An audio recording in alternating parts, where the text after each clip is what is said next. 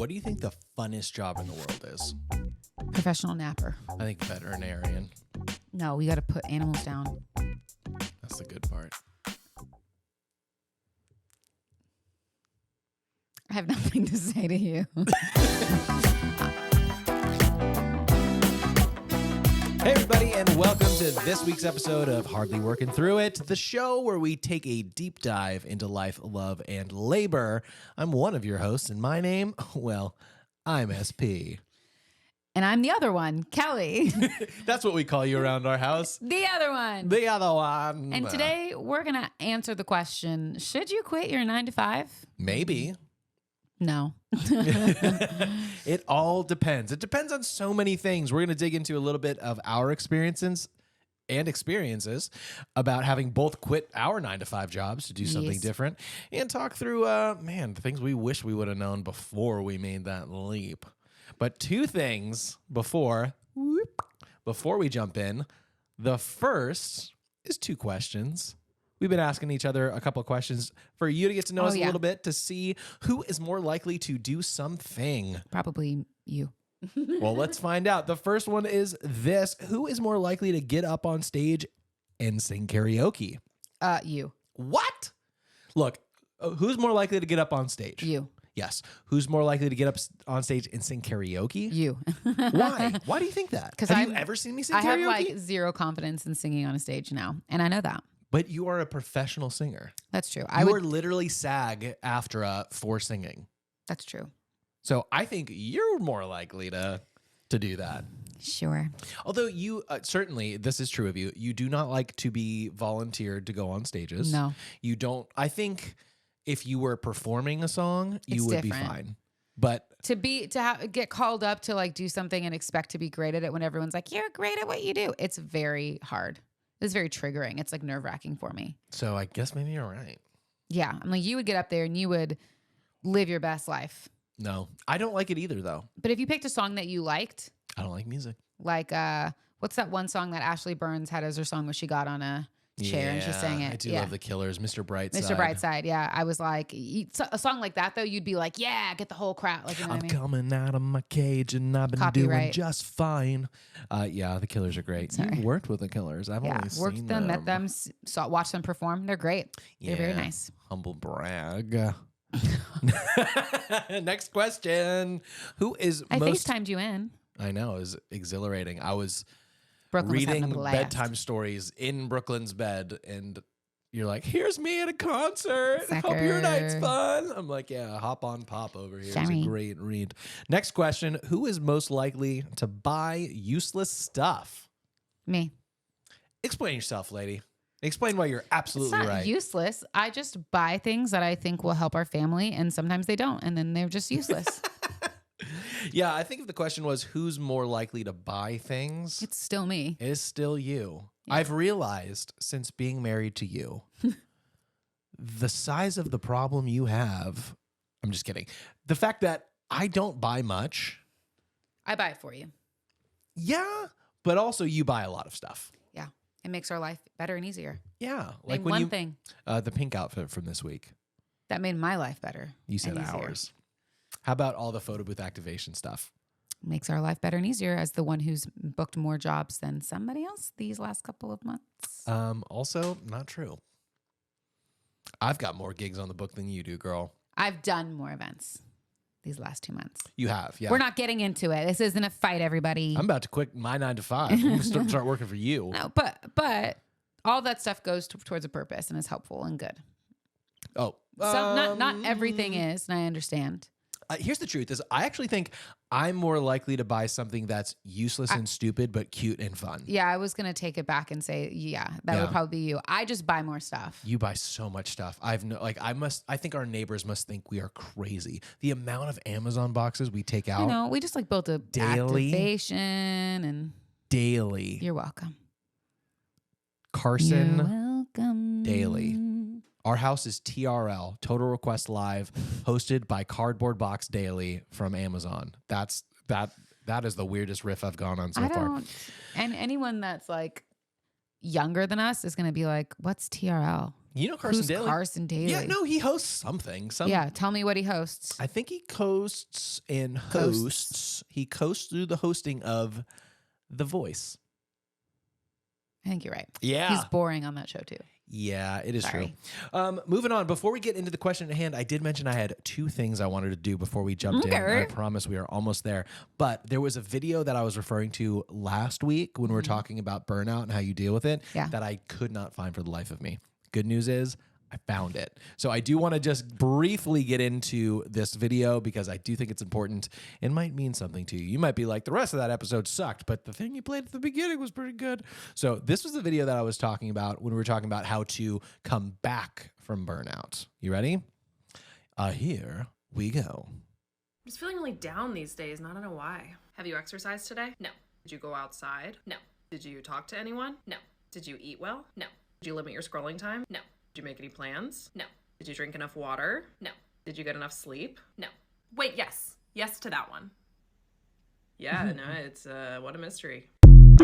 What a mystery. Hey, you sent me that. Yes, but I just like that really connected with me when I saw it, and I wanted to throw it up. I didn't want to just quote it because I couldn't remember all of those things she listed, but I wanted to talk about it last week because we were talking about how to come back from burnout, and it's interesting that there's a lot of things we do in order to try to cope with burnout that ultimately continue to contribute to the burnout. Yeah. They're like, for instance, like, I'm just so exhausted from work. I'm definitely not going to exercise. I just don't have the energy. That might be a good decision in the moment. Yeah. But then ultimately, like not exercising and getting your body moving does more mental and emotional or causes more strife, I should say, than not doing it. Have you been eating healthy? Like, no, because it's easier to drive through than it is to prep a meal at home or whatever. Yeah, or even just make something crappy at home because it's comfort food and it's great. Yeah, exactly. I live that life. Comfort sometimes. food is comfortable and it's nice to have. Yeah. But I loved it because, you know, the opposite is true. It's like, hey, if you are feeling burnt out, eating better will help. If you are feeling burnt out, getting your body moving and taking a walk around the block or exercising will help. All those things that, not all of them, many of the things that start out as a coping and helpful thing often turn into the thing that holds you back from actually getting what you really need. Yeah. It's kind of like what we talked about last week too, which was like, is this like a snack or is this like an entree?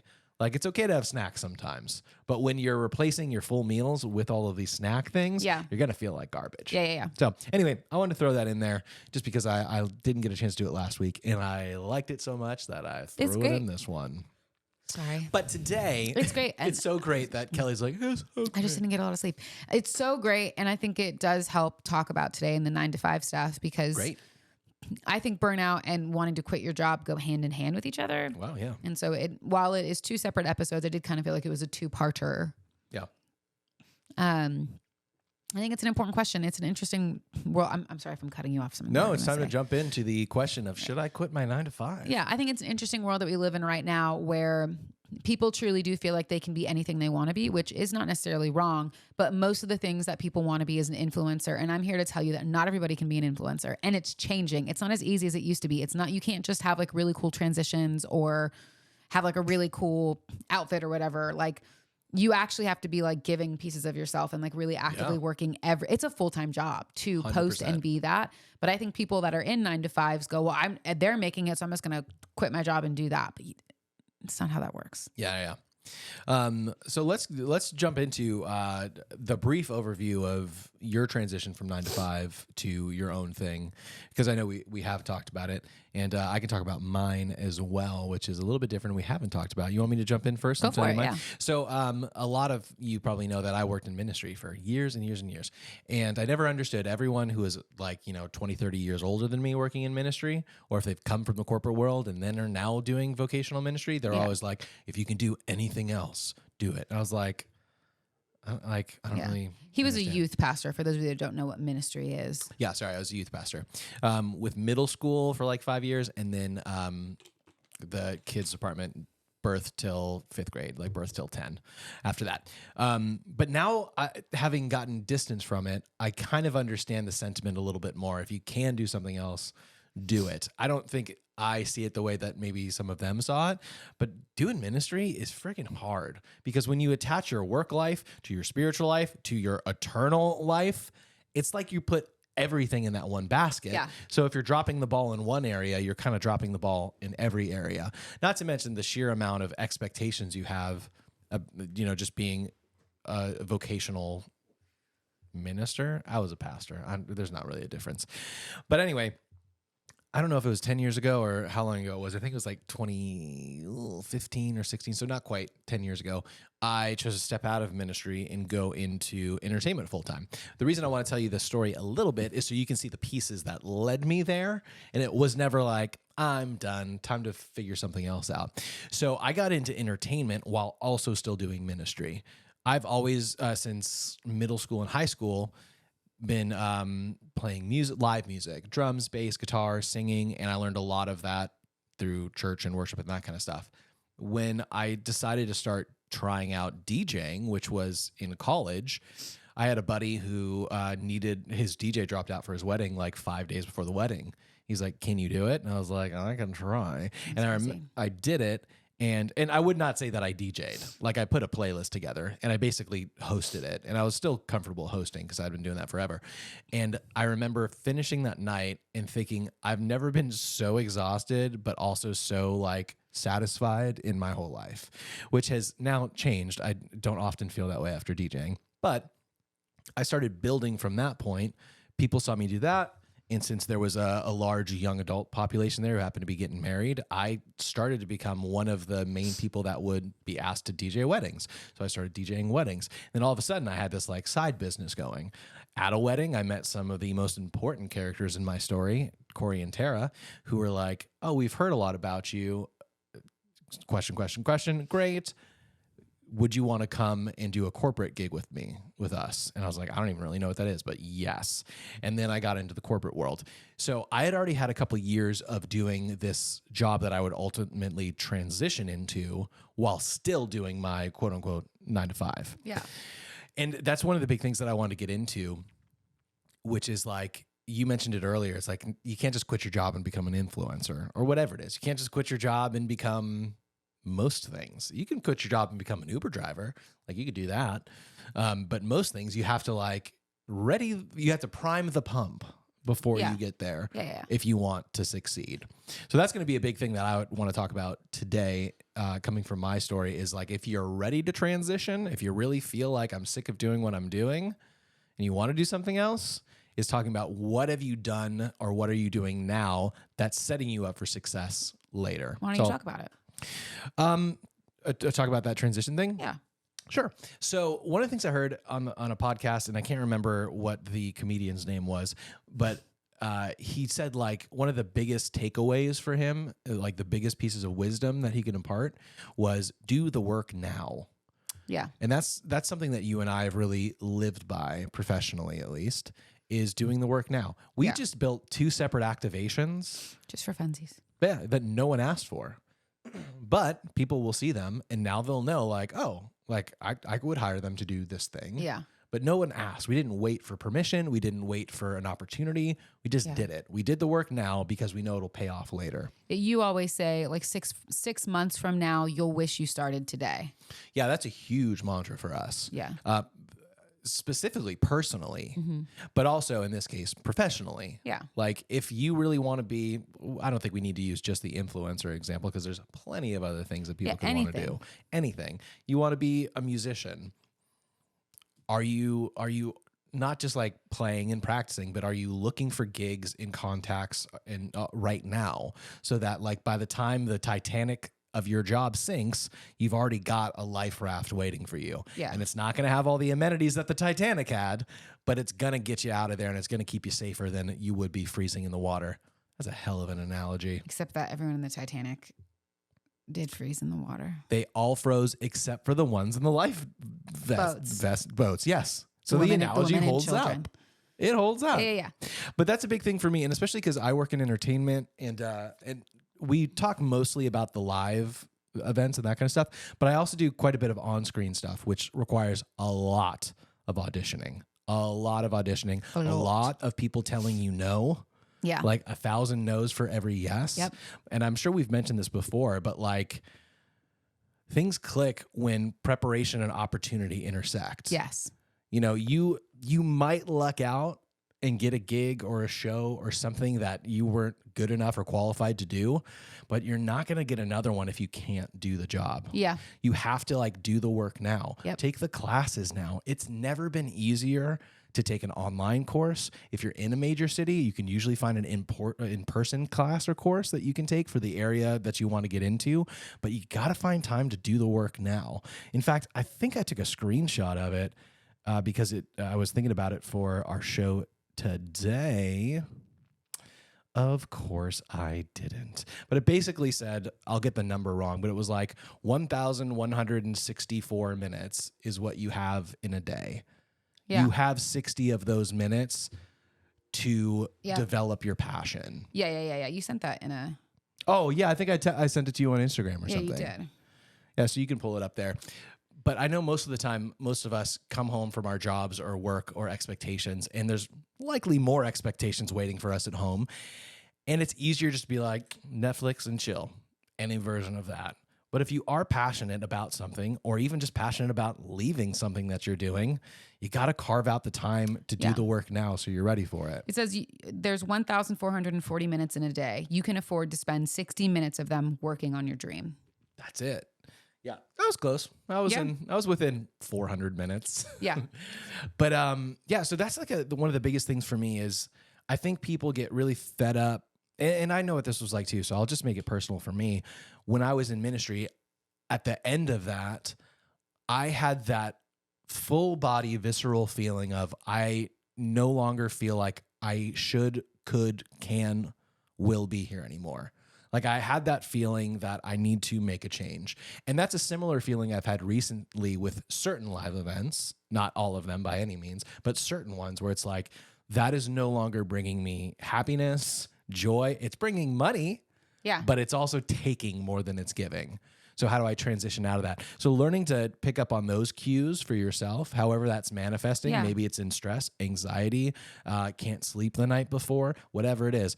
If you can identify those things and realize like, yes, I do think a change is needed and it's okay to make a change in your life. In fact, you should. Oh my gosh, there's so much stuff, Cal. I posted this on Hardly Working the other day. He'd have one of those kicks where he was like, here's all this like motivational things. I'm sending them everywhere. I did. It's great though, because it's all good. Well, to be fair, I'm always kind of like that. Yeah. I don't know if I get on motivational kicks as much as I'm just constantly in that headspace. But I posted this. I saw it. I love it. It said, some of the worst advice is to never quit. Yep. Or don't ever give up. Knowing when to quit and move on takes true self-awareness. Quitting opens you up to whatever you're truly meant to do. Wise people let go when they need to. Sometimes it's the strongest thing you can do. It's absolutely. Brave. And well, this is a little tangential, but I can see it in my own life is that I had to choose to leave a relationship that I was committed to be in forever because I understood that for my kid, this was not going to ever be a healthy relationship for her to model intentionally or otherwise her life in future relationships around. Yeah. And I had to make that incredibly unpopular decision to do that. At the same time, that opened me up to, I didn't know it at the time, but a year and a half later or so, it opened me up to the opportunity to have some of the fullest, most important and special moments of my life in family. Like I asked Brooklyn the other day, I was like, can you imagine life if me and your biological mom were married? She's like, no. I was like, would you think that we were a good fit? She's like, no. I was like, what about me and mommy? And she's like, yeah, this mommy would be Kelly. Like, yeah, you guys, it makes sense. I was like, what about your mom and pops or stepdad? She's like, yeah, it totally makes sense. Granted, that's what she's grown up with. That's the only thing she knows. Yeah. But she can at least objectively look and be like, yeah, you can't like mix and match and make that make sense. So even our kid is like, yeah, this makes sense. But I had to make the hard decision to step out of ministry or a relationship in order to open myself up for opportunities of something that could be better. You know, I've seen it a lot online too, that question of like, what if it could be better? What if it turns out better than you expected? You know, all those questions that are the antithesis of what our ego and our head says is like, but what if it doesn't work out?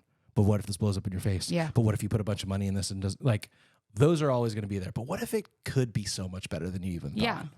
Anyway, that may not have answered the question of getting prepared or how to get prepared, but the gist of that is, if you're not working now, even during your 9 to 5, to move towards the thing that you want to do, it is going to be so difficult to start doing that. Like, don't stop doing one thing in order to begin doing something. Begin doing something that you're passionate about until you realize that, I'm probably not going to make the same amount of money, but I have a trajectory now. I have a vision. I have a plan. I think that's great. I sit in a different boat than you. I agree with all the things that you said. Sure. But I also live in the gardeners are here. Yeah. I also live in the boat of like, you should be asking yourself the question, like, why do you want to leave your 9 to 5? Sure. And are there things that you could be doing differently, or that a different company could do differently for you? Yeah. Because my story, which I know we've talked more about my story than your story. It's okay that I'm jumping into this now? Yeah, of course. Please do. My story is more like, I loved what I did I loved what I did even up until the day that I left. I just didn't love my trajectory, which was truly going nowhere. And actually I would have gone backwards because people were leaving, things were changing, all that stuff. But I didn't make the decision lightly. It took me 1.5 years to make that decision to choose to leave. I asked you a lot about it, made sure it's okay. And the truth is I didn't really have anything that I wanted to do, because I all of my energy was being spent on just making it through every day and trying to make sure everyone else around me was doing okay. Yeah. Because I wasn't, and I didn't want them to have the same experience that I was having. So I couldn't come up with anything that I wanted to do differently. I just knew I didn't want to do this anymore. Yeah. But funnily enough, had I not jumped into photo booth, which I love what I do now, I probably would have jumped into something else that had to do with leadership and development. Like a lateral move. Yeah, because I really loved what I did. And I still love it. Like, I have conversations with people sometimes about it. And I'm like, I feel like I have so much knowledge because I learned so much that I'm grateful that I can give some of that wisdom off to people. Yeah. But I do think that there's a lot of people that just get done with their jobs and say, like, at the place that they're in, and say, like, I don't want to be here anymore. I don't want to do this anymore. But I think that's a cop out, because I think you have to know why you don't want to be there. And I think you have to know, okay, like, do I want to move laterally, or do I want to do something different? Right. I think that's a great point. I think trying to identify for yourself is, if a change needs to be made, is this a change that needs to be made externally, like a different job or environment? Yeah. Or is this maybe a change that needs to be made internally? Yes. Because a lot of people have found out the hard way, whether it's moving to a different job or a different state or a different relationship. Yeah. That, oh no, I'm still not happy. Yeah. It wasn't, taking myself out of the environment wasn't the thing. solving the problem. Yeah. The problem was something different. Yeah. But I thought that this change would make it happen.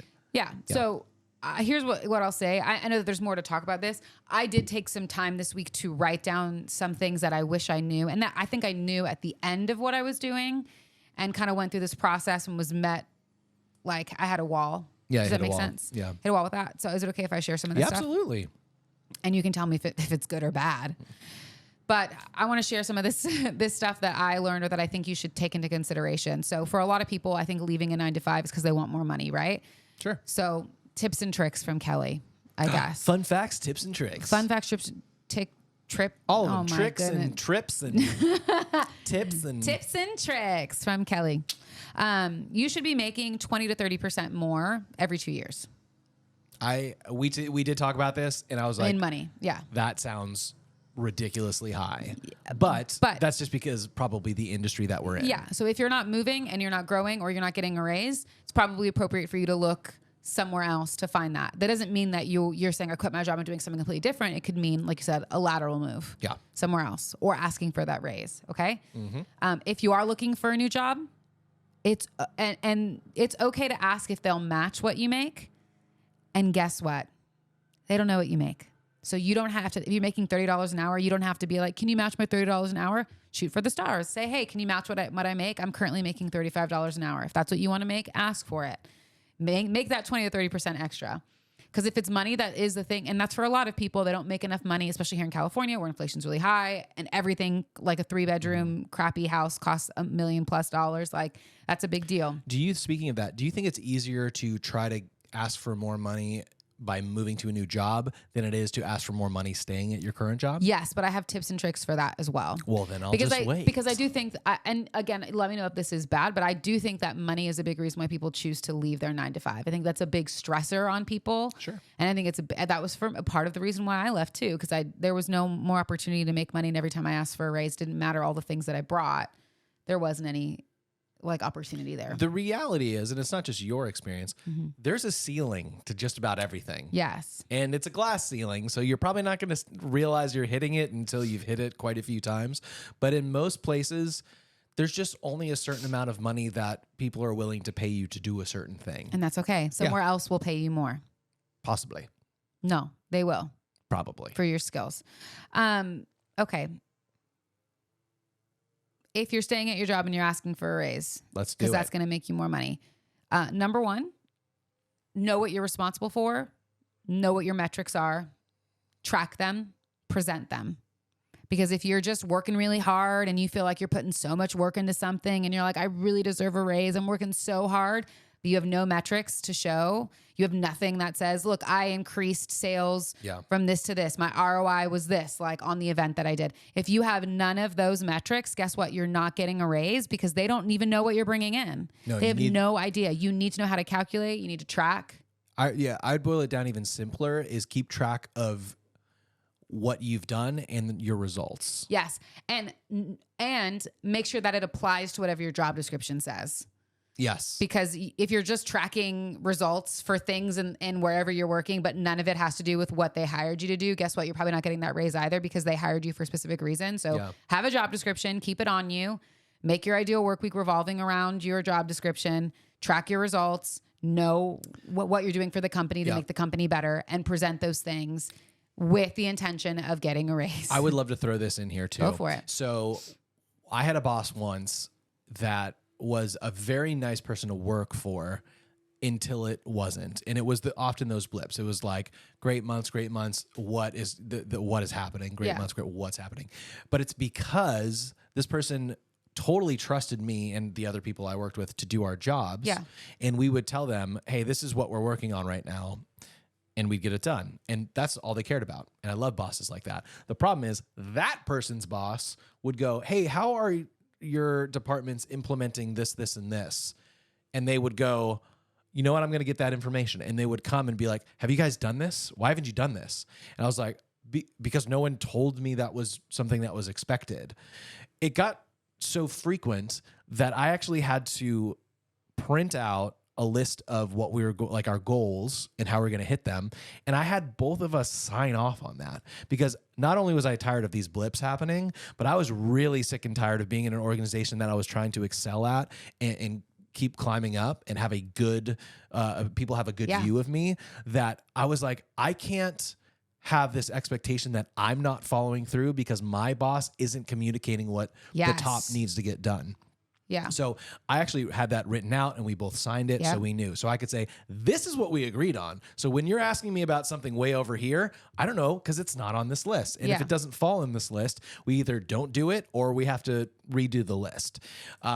So I just want to throw that out there too. When you were talking about make sure it's within your job description, make sure that the expectations are clear. Yeah. Because I will tell you this, bosses often at some point will forget what they've even asked you to do or expected you to do. Yeah. Because they say things to get it off their mind, off their plate, and have you do them. Mm-hmm. And so they're probably not even remembering the things that they've had you do that are within or outside of your job description. Yep. So write it down. Or there's been times where I've even asked, like,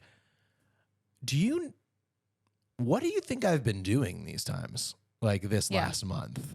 Oftentimes they don't have the answer. So write it down. It is so important to have a quote unquote paper trail of what you're doing. It is. It's very true. Yeah. Anyway, I just wanted to add No, it's good because this leads into the next thing too. Great. And this one right here is ultimately, I think, what led me to being like, I can't be here anymore. And it was my own doing. Yeah.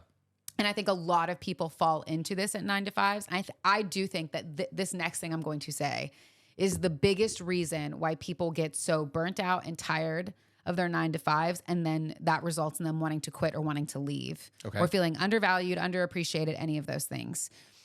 Because bosses are very, very good at making you feel like you're an amazing employee and you're so great and you're so good at this thing. So like, can you take this on because you're the perfect person for this? And it's such an honor to be like, oh, you think I'm really good at this thing? I can take this thing on. That's amazing. But guess what? That's just adding more things to your plate. Yeah. And eventually your plates get so heavy, you're spinning so many different plates that you can't hold it all. And so this is what I learned. This is the thing that I think ruined me and my experience. And like I said, led me to leave. Is that if your boss or whoever, your manager, is adding more responsibility onto your plate, even if they spin it as something that's, you're just amazing and positive when you take this on, it's so important for you to say, okay, that's amazing. Since I'm getting that you are adding that responsibility onto my plate, will the compensation look like for me? Because you're adding more things onto my plate that weren't previously on my job description. So what's the compensation? And if there's no compensation, great. Cool. You're adding more responsibilities onto my plate. So what are some previous responsibilities that you are going to take off my plate so that I can get this completed? Because I can't make it all happen with everything that I'm already doing and this if I don't have a team underneath me or someone alongside me, or if you're not taking stuff off my plate. And if you're not willing to give me more compensation, then no, thank you. I'm not interested in that. I'm just going to stick with what you hired me on for and what my job description says. I wish I would have known that. Yeah. Because I took on a whole department without asking for an increase in wage. And then when I went to ask for an increase in wage, they were like, what for? Like, you've been holding all this stuff for months. The understanding was you just took it on. It was when we gave you a raise prior. Yeah, but it was going to also be inclusive of the new responsibilities that we hadn't given you later. Yeah. And so I wish I would have known that, because I do think that set me up for failure. I think it made me bitter. I think it made me more tired because I just had so much on my plate, and it made me more susceptible to people adding things on my plate because they were like, oh, Kellie can handle it. She can take it on. It's totally fine. The truth was I could handle it. I did do it. But it burnt me out. It made me not want to do my job. Yeah. And it's just harder. And I didn't get compensated correctly. I didn't get any responsibilities taken off my plate. I just had to hold more and make it all happen.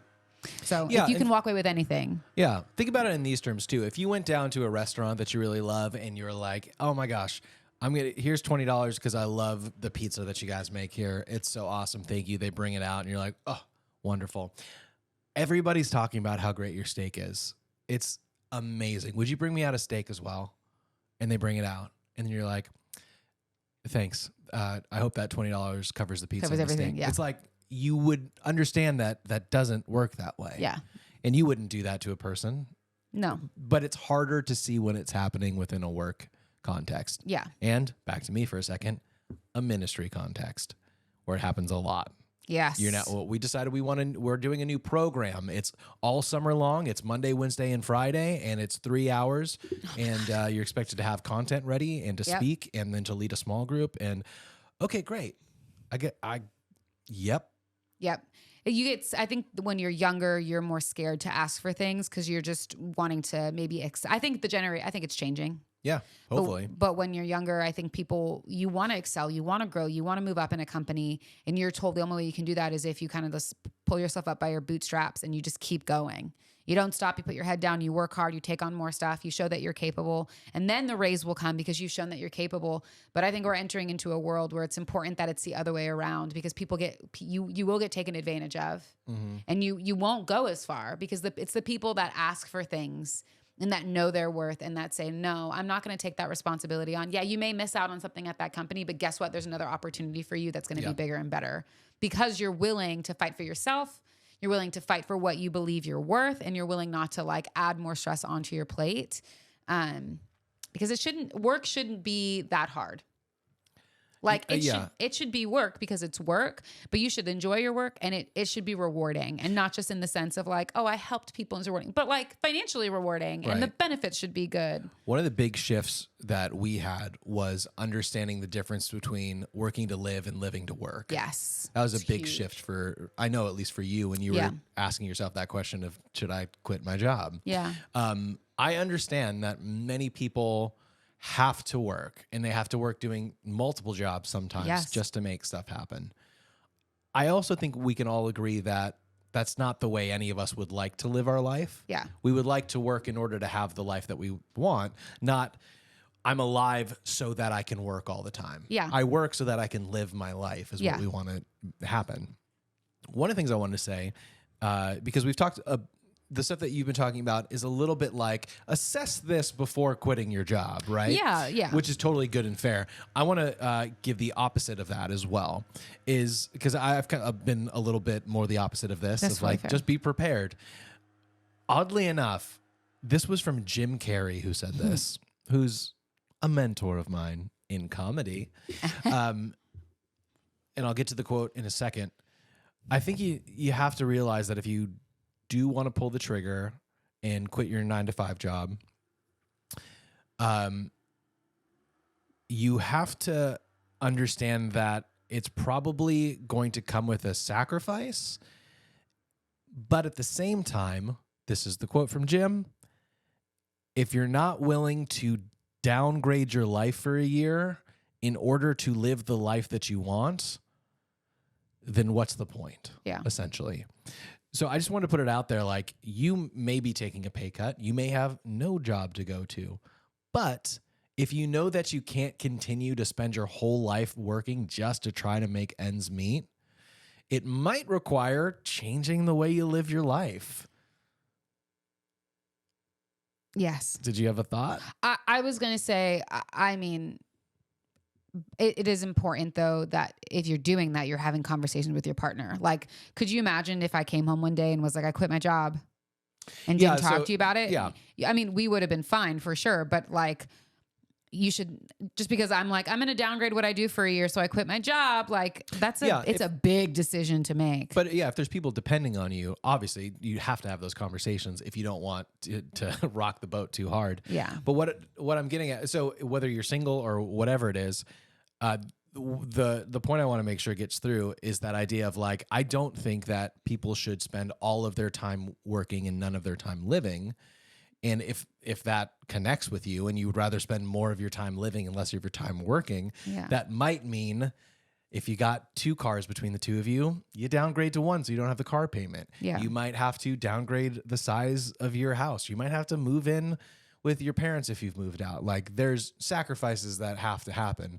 To your point, yes, if you're married, you should definitely be talking to your partner. And even if you're not married, talk to someone you trust before you do something irrational, for sure. But my point is, be ready to change your lifestyle in order. Well, I won't even say who this is because I don't particularly care for a lot of his ideology. But there's a person who's very well known in the financial realm who says, in order to live like no one else, you have to live like no one else. If you want to have a ton of money later, you have to live a weird life where you're, I don't even want to say exactly the things that this person says because it doesn't necessarily hold up. But you have to live an odd and different life if you want to change your life. We talked about it last week. Nothing changes if nothing changes. Yeah. So you might have to downgrade or switch the way that you're doing things, or take out your entertainment budget, cut Netflix and Hulu for a little bit, whatever it is to make it happen if you're passionate about leaving what you're doing now in order to get somewhere better. Yeah, I agree with all of that. I think that's very true. I think leaving your job or quitting your job isn't something that should be taken lightly. I think you should have a lot of time to talk about it and to process through with people that you trust, to get their opinions. And I think there's an evaluation process that happens within yourself to figure out if truly, are you the problem?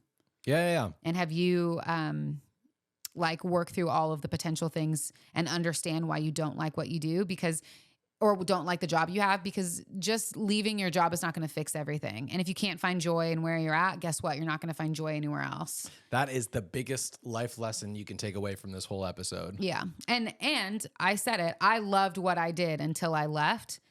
I had a lot of joy leading the people that I led and doing what I did. I just wasn't happy overall. Yeah. And that it took me a year and a year and a half to finally make the decision to say I was going to leave. And I stayed. I gave like a month's notice and stayed and had a positive attitude the entire time I was there and gave my full 120% until the day that I left. Yes.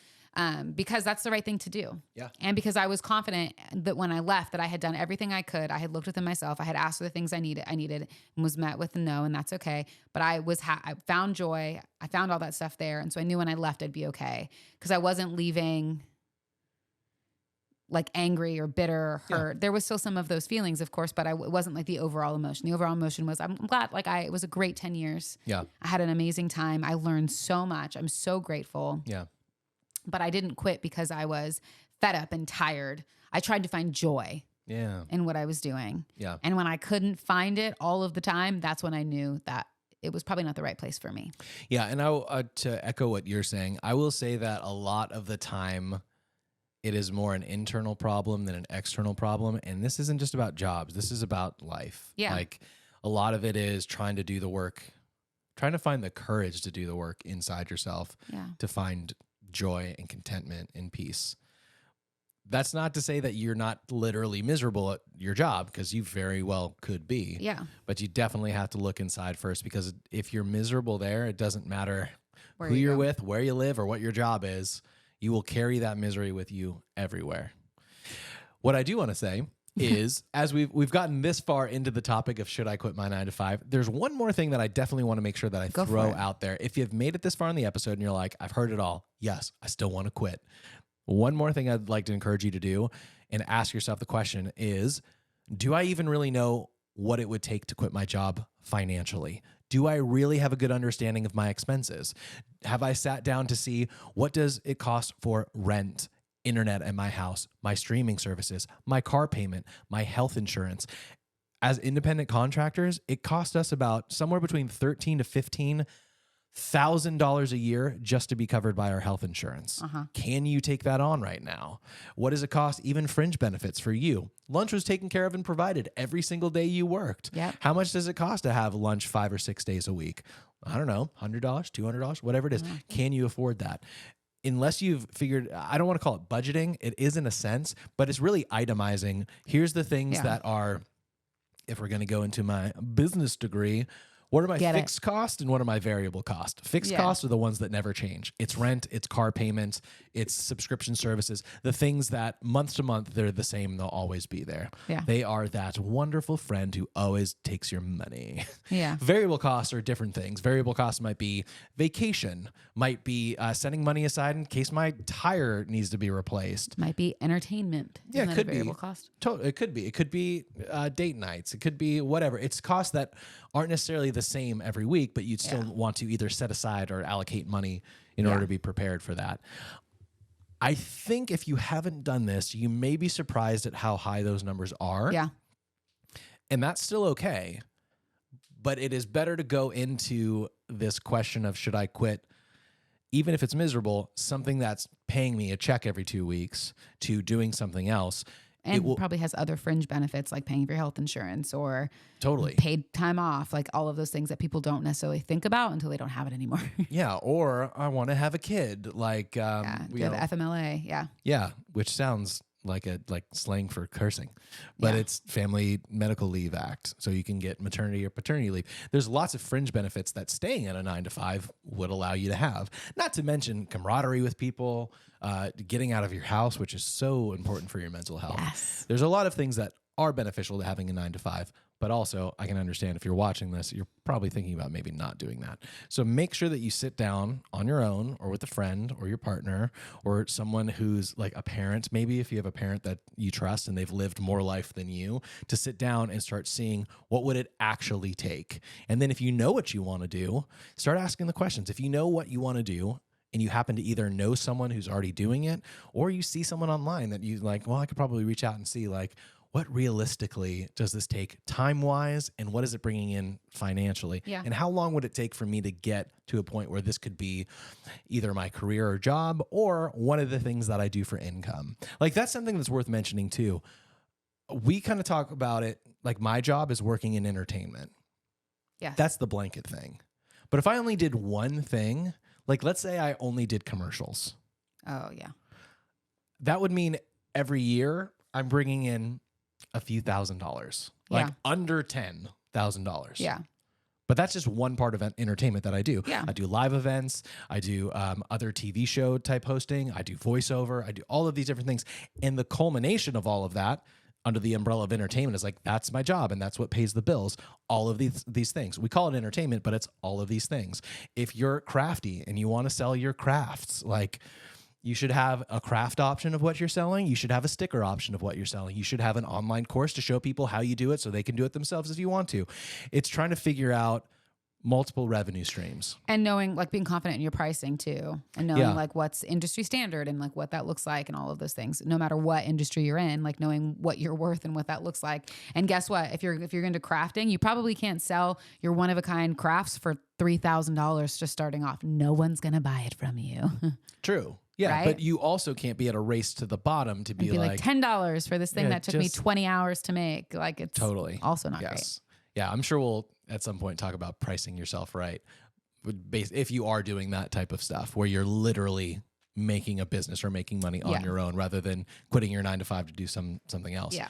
But I will say, do some light Googling. You can find the industry standards for pricing there, and then also reaching out to people who are a little bit further ahead of you. That will help. That's helped us before too, because sometimes you get lost in this vacuum of like, well, this is what I've been offered, so this is what it should be. Yeah. It's okay to tell someone that you're going to think about something and if you could give them an answer by X date. You don't have to say yes to the very first opportunity or offer that you have, and you can counter offer. Yeah, absolutely. The worst they can say is no. Yeah. Like, the first offer is what we have, and that's okay. And I will say this, if you are considering getting into anything in the creative arts, making things, selling products, anything creative, performing, you are going to be nickel and dimed and asked to do free things by everyone. Yeah. Some of them are totally worth it. Most of them are not. Yep. And it's up to you, your discernment, and the people around you to help for you to figure out how to distinguish which is which. And it's okay when you do a gig for free and it doesn't pan out to anything. Has that happened to you? Yeah. It's happened to me. Mm-hmm. But also, there's gigs that you do for free that pay off in spades. Has that happened for you? Yes. And it's happened for me. So it's learning to figure out which ones those are, and remembering, just to put a button on this too, like, failure isn't final. And if you're gonna fail, which you are, try to fail fast and learn from it. It's okay to spend money and be like, that was a mistake. I shouldn't have bought a 5th photo booth or whatever it is. Yeah. It's okay, but learn from it. Yeah. Don't stop when you hit that first wall. Yeah. Failure is a part of life. And it's like the biggest thing I taught is, like, it's okay to fail. It's what you do with that failure that matters. It's how you learn. It's how you pick yourself up. It's how you grow. And if you just choose to sit in it, you're never going to grow and do anything. Like, you have to fail. It's a part of life. You're never going to get everything right the very first time. It's not possible. It's truly just not possible. Yeah. And I'll say, fail now before you're on a stage, metaphorically or otherwise, that's so big enough that you shouldn't fail on it. Yeah. Fail now. Yeah. So that you're ready later. Do the work now. Yeah. And can I add this on to, and we go with this, but I would say, if you are thinking about quitting your 9 to 5 job and, like, we've just hyped you up and you're like, yeah, I'm going to do it. I'm going to try all these things. I know our stories are different. I know he had something kind of working off to the side that he was already building, which I think is the wisest way to do that. We were lucky enough on when it came time for me to leave my job that he was making enough money as we did our budgeting that we would be financially stable for a while. Right. And I had something that I was jumping into. I hadn't quite started working on it all the way, but I had something that I then really jumped into and began working on. What I know about my lovely husband is that he has an entrepreneurial spirit. And so he comes up with, 10 ideas a day of things he could do. Yeah.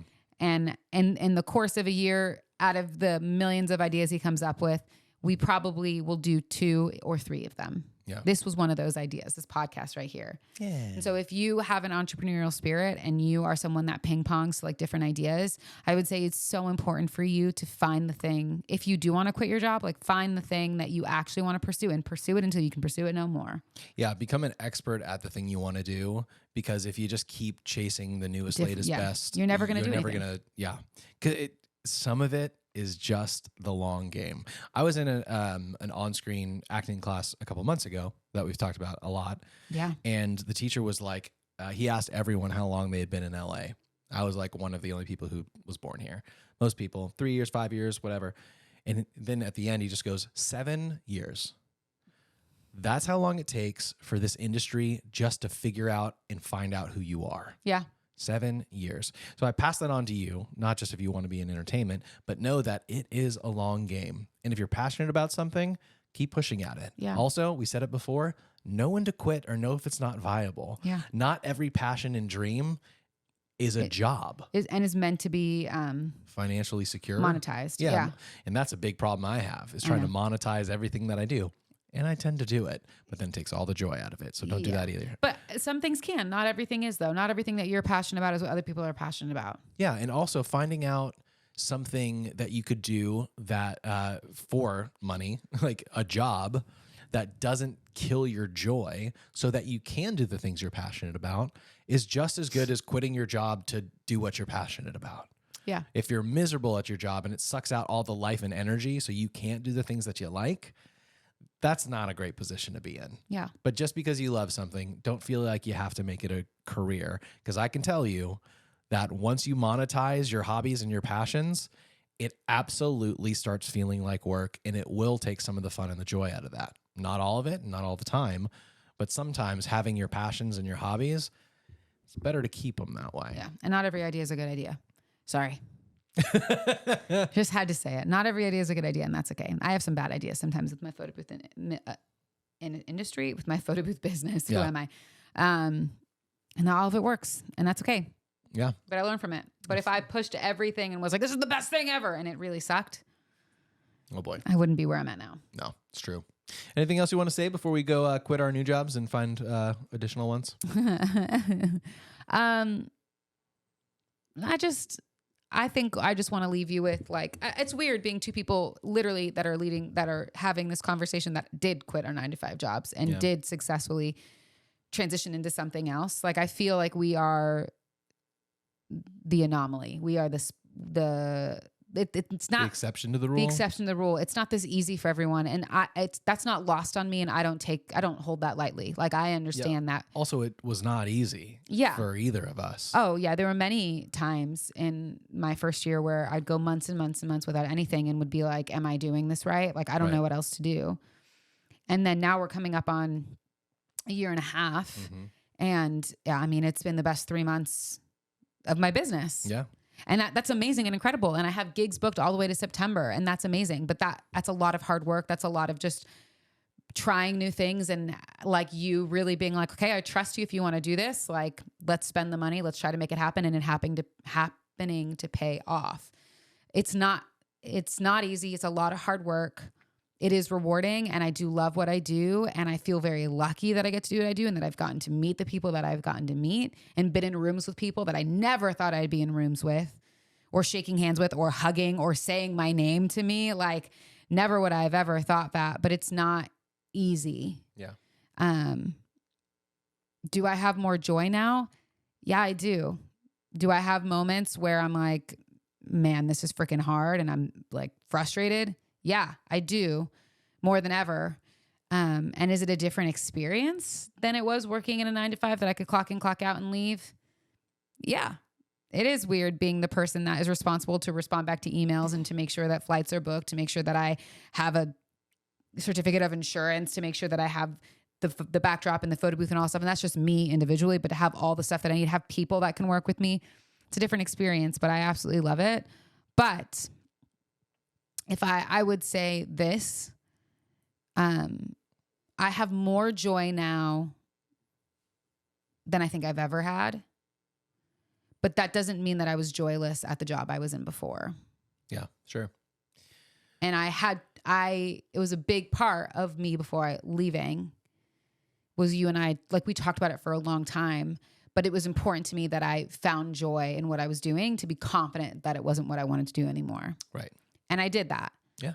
And so I would say that to everyone here, like, there can be joy in trying something different, doing something new. But if you can't find joy in what you're doing right now, I would say it's time for you to look inside and to determine what are the things in your life that you're maybe holding yourself back from, or you're not allowing yourself to find joy in, or maybe you need to get into therapy, or maybe you need to talk to someone about it.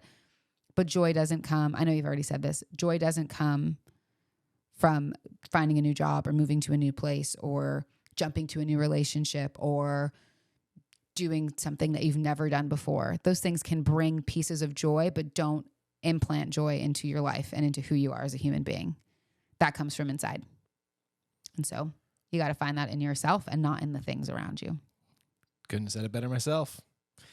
Next week, we're talking about another question, more of a topic, I would say. We're talking about life lessons. Yeah, some of our most important life lessons, quotes, mentors, and everything in between. So there's going to be tons of pieces for you to pull from with different quotes and experiences and books and people as we talk through our experiences and the things that have been life-changing and moment-defining for each of us individually, maybe even some things that we've learned together. Yep.